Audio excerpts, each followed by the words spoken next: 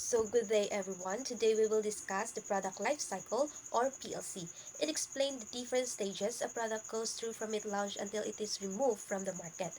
The product life cycle is a process a product experience from introduction to decline. It helps businesses understand how sales change over time and plan the right marketing strategies. The product life cycle is a business model that tracks a product's journey in the market. It has four stages: introduction, growth, maturity, and decline.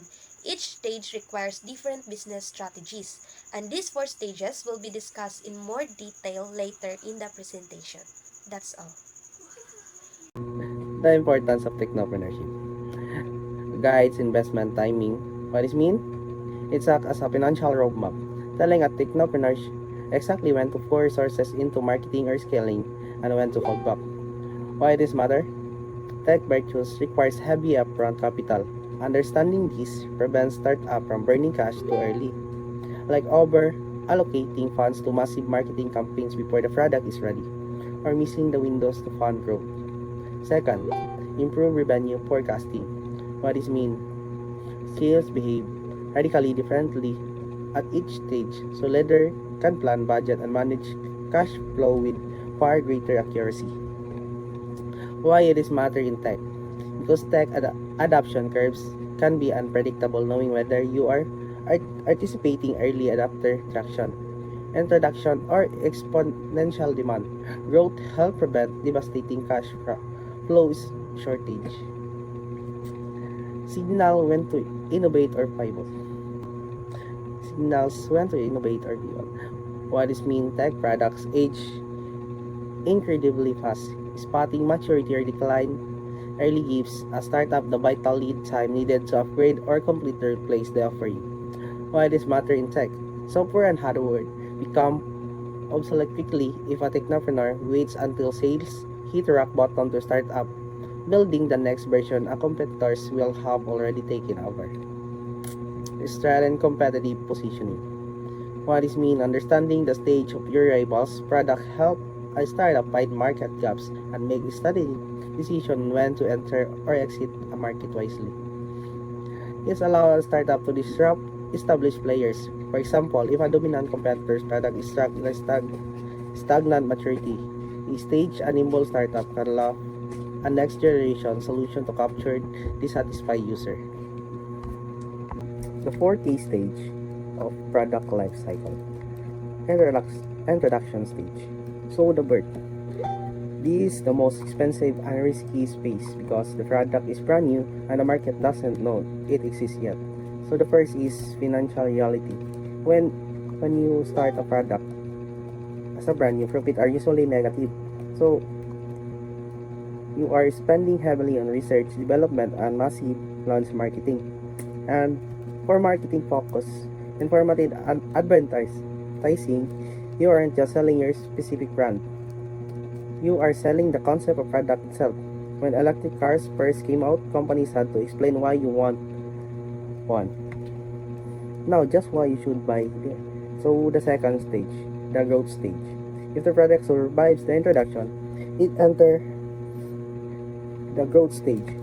This is where public interest catches fire and sales shoot upward. So, financial reality.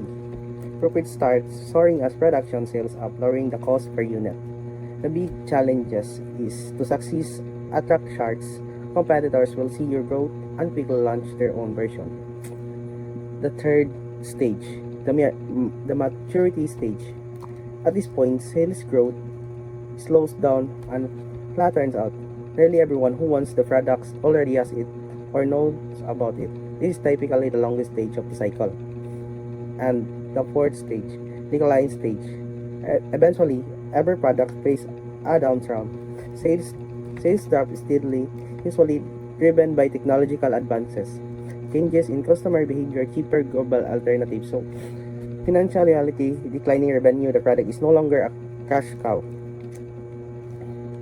So starting with the introduction or the first stage of product life cycle, which means introducing and launching the new product into the market. And then the first stage was to spend a lot of money and having no profit at first, or having a small amount of profit. Its business goal was to make the product aware of a lot of people and trials are making that people know it exists and encouraging them to try the product.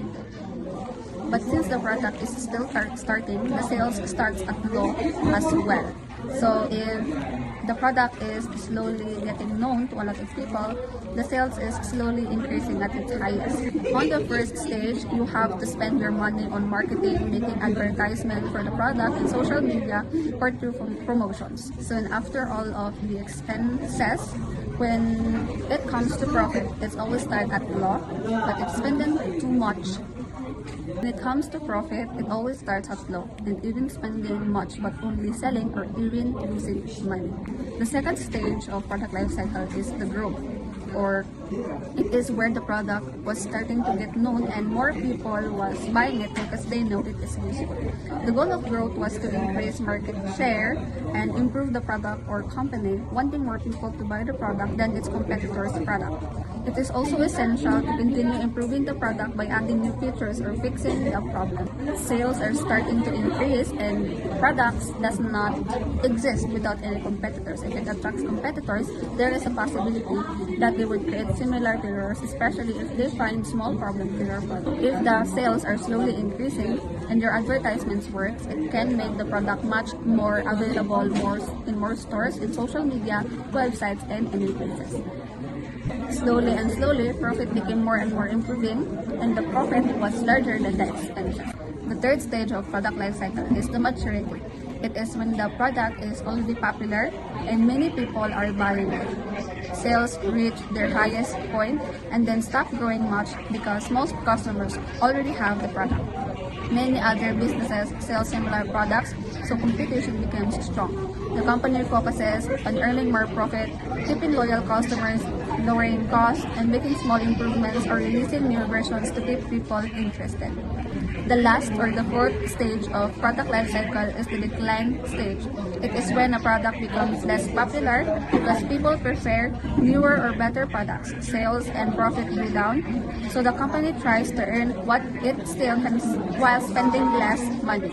It may improve product, sell it to a different group of customers, or stop selling it completely. The company also learns from the product's declines and uses those lessons to create a better product in the future. Now let's look at a real-world example of a product life cycle. And one of the best examples is the Apple iPad. I'm pretty sure most of us have heard of the iPad, or maybe some of us have even seen or used one before. It was launched by Apple in 2001, and is a great example of how a product goes through the four stages of the product life cycle. First is the introduction stage. During this stage, the iPad was still a brand new product, so not so many people knew about it yet. That's why its sales were still very low. Apple introduced it with the slogan, "1,000 songs in your pocket," which was a huge deal back then because people could carry thousands of songs in one small device instead of bringing CDs or cassette tapes. Next is the growth stage, shown here in 2005. This is when the iPad really started becoming popular. More people discovered it, and its sales grew rapidly to around 23 million units. Apple also introduced different versions of the iPad, and together with iTunes, it completely changed the way people bought and listened to music. Then we have the maturity stage, which is the peak of the product's success. As you can see in the graph, sales reached about 55 million units in 2008. At this point, the iPad had become one of Apple's most successful products, and it was considered the go-to portable music player around the world. But like every product, it eventually entered the decline stage. By 2014, sales have dropped to around 14 million units. This happened because smartphones, especially the iPhone, could already do everything the iPad could and even more.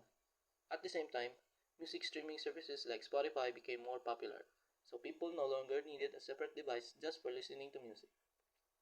Because of these changes, Apple officially discontinued the iPad in 2022 after selling around 450 million units worldwide. So, the Apple iPad shows us that even products that became extremely successful don't stay at the top forever. As technology changes and customer needs evolve, businesses also need to innovate and adapt. That's why understanding the product life cycle is so important. And that's the Apple iPad as a real-world example of the product life cycle. Thank you. Mapping the iPad to the PLC. Introduction. In period 2001 to 2002, original iPad launched at $399 and unfamiliar product aimed at early adopters and Mac users. So it means sa una pa daw nga sa una pa yun nga nalan sa market is kumay pa daw kasi nakapalit ani tungod kay bago pa daw. Then sa growth nga stage sa period 2003 to 2007 iTunes Store integration, which is the Windows and Windows compatibility in the mini shop lines drove rapid mass market adoption. Mas daghan daw ang kapalit or gagamit ani gini nga unit kay tungod kay compatible na daw sa Windows. Then sa maturity in period 2007 to 2009, sales peaked near 55 million units. In 2008, market saturated iPad Touch launched to compete with rising smartphones. Sa year 2008 daw kay ang sales ng nga unit case naabot siyang highest point, which is nga taas-taas sa ganyang sales ani nga product, which is di na po sa stage nga sa decline in sa period 2009 to 2022. iPhone and streaming apps absorbed the iPad's function. Application to a tech startup idea. Pulse Faith, a hypothetical AI-powered fitness coaching app, shows how a technopreneur can plan around the PLC before it happens instead reacting to it. 1. Introduction. Launch a free beta court fitness influencers and use said funding to acquire the first usage cohort. 2. Growth. Add a social referral features, sign gym partnership, and raise a funding round to scale marketing. 3. Maturity. Introduce premium subscription and corporate wellness deals. Compete on retentions, not acquisition. 4. Decline. Plan for watch usage data for saturation early and prevents in an AI personalization pivot before growth stalls.